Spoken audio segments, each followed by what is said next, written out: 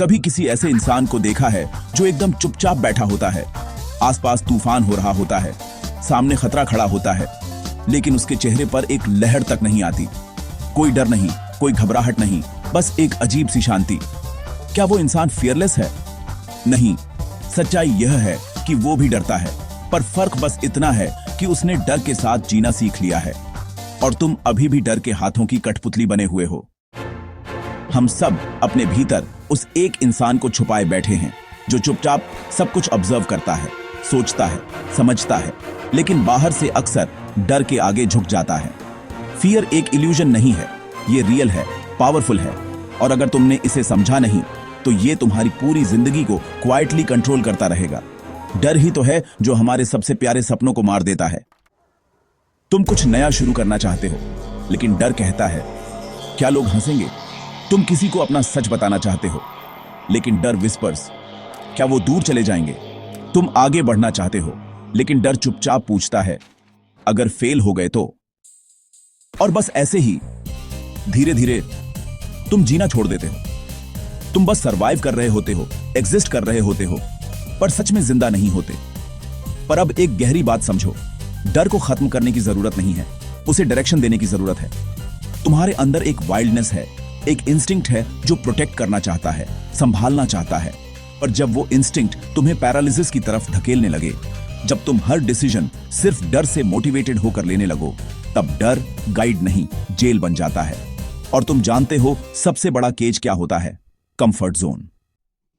शुरुआत में वो बहुत कोजी लगता है, सेफ, प्रिडिक्टेबल, इजी, पर यही कंफर्ट एक दिन तुम्हारा कॉफिन बन जाता है। तुम्हें लगने लगता है कि यही ठीक है, इतना काफी है, रिस्क क्यों लेना। लेकिन असल में हर बार जब तुम किसी डर की वजह से रुक जाते हो, एक छोटा सा हिस्सा तुम्हारे अंदर मर जाता है। तुम सोचते हो कि खतरे से बचना ही सेफ्टी है, लेकिन सच तो यह है कि डेंजर से बचने का सबसे सही तरीका है खुद डेंजर बन जाना। Be the danger. जब तुम किसी कमरे में एंटर करो तो हवा में हल्की सी टेंशन होनी चाहिए। वो वाइब जो कहे ये इंसान खुद से कनेक्टेड है, इसे कोई हिला नहीं सकता। प्रेजेंटेशन हो या कॉन्फ्रंटेशन, इंटरव्यू हो या रियल लाइफ कॉन्फ्लिक्ट, जीत हमेशा उस इंसान की होती है जो अपने डर को टेम करना सीख गया हो। जो जब उसकी बॉडी बोले कि भागो तब वो खड़ा रहे, जो जब उसकी पाल्म स्वेट करे, जब उसकी आवाज कांपे तब भी वो स्टेडी रहे। बिकॉज द ट्रूथ इज तुम्हारा माइंड हर बार सर्वाइवल मोड में चला जाता है, फाइट और फ्लाइट, और तुम एक इमोशनल मशीन बन जाते हो।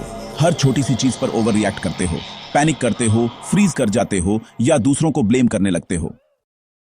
But here's the turning point. Deep breath लो, गहरी, एकदम अंदर तक, फिर धीरे धीरे छोड़ो और उस ब्रेथ के साथ अपना कंट्रोल रिक्लेम करो। तुम्हारा ब्रेन एक बैटलफील्ड है, लेकिन जिंदगी कोई वॉर जोन नहीं है, ये एक चेस बोर्ड है। स्ट्रैटेजी चाहिए, अवेयरनेस चाहिए, और सबसे बढ़कर इमोशनल क्लैरिटी चाहिए। इमोशंस को जीपीएस मत बनाओ, वो तुम्हें डेस्टिनेशन तक नहीं ले जाते, वो तुम्हें गुमराह कर सकते हैं।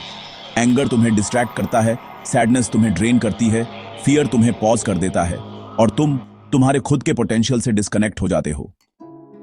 The shift happens when you pause और ऑब्जर्व करते हो। जब दुनिया चीख रही हो, तुम चुप रहो। जब हर कोई भाग रहा हो, तुम एक कदम पीछे हटो और सोचो। ट्रू पावर का मतलब ही यही है, नॉन रिएक्टिविटी। तुम्हें प्रोवोक किया जाता है, इंसल्ट किया जाता है, थ्रेटेंड किया जाता है, और तुम बस मुस्कुराते हो। ना गुस्सा, ना फिक्र, बस एक ठंडी सी शांति जो कहती है मैं तब बोलूंगा जब मैं चाहूंगा, मैं तब कदम उठाऊंगा जब मैं तैयार हो जाऊंगा। ये तुम्हारा साइलेंस ही तुम्हारा सबसे बड़ा हथियार है, क्योंकि तब तुम सिस्टम के स्लेव नहीं रहते, तुम खुद एक सिस्टम बन जाते हो। पर जो सबसे डेंजरस एनिमी है वो कोई बाहर वाला नहीं, वो तुम खुद हो। हर सुबह जो इंसान मिरर में तुम्हें देखता है वही तुम्हें हर बार नीचे खींचता है। वो कहता है तू ऑर्डिनरी है, तू फेल हो जाएगा, लोग क्या कहेंगे, और हम उस वॉइस को सच मान लेते हैं।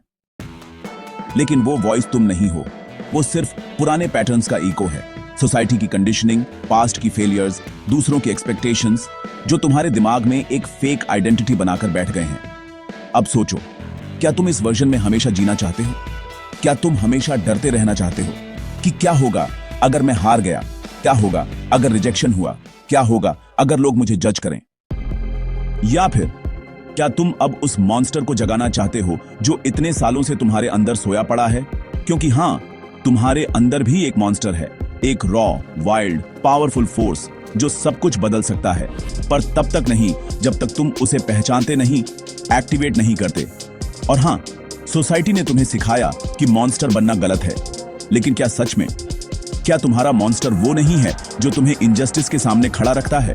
क्या वो वही फोर्स नहीं है जो तुम्हें पेन को पावर में बदलना सिखाता है? मॉन्स्टर बनना गलत नहीं है। गलत तब होता है जब तुम्हें पता भी ना हो कि तुम्हारे अंदर एक मॉन्स्टर है। अब एक सवाल खुद से पूछो, क्या मैं वाकई खुद को कंट्रोल कर रहा हूं या बस सरवाइव कर रहा हूं? अगर आज के बाद तुम डर को फील करके भी एक्शन लेते हो, अगर तुम डिस्कम्फर्ट को फेस करके भी मूव करते हो, तो तुम अनस्टॉपेबल बनते जाओगे।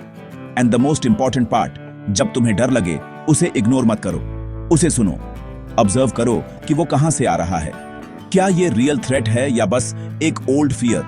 फिर अपने अंदर से एक काम वॉइस उठने दो जो कहे, it's okay, I am here, let's go anyway. Transformation वहीं से शुरू होती है जब डर तुम्हें रोकने के बजाय तुम्हें चलने की वजह दे देता है।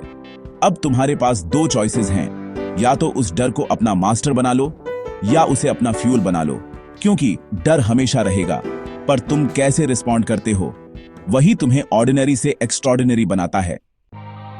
तो एक गहरी सांस लो और खुद से एक वादा करो, अब मैं डर के गुलाम नहीं रहूंगा। अब मैं खुद एक ताकत बनूंगा, एक काम स्टॉर्म, एक साइलेंट फोर्स जो बिना बोले भी दुनिया को हिला दे। Maybe that's all you need to start living, not just existing.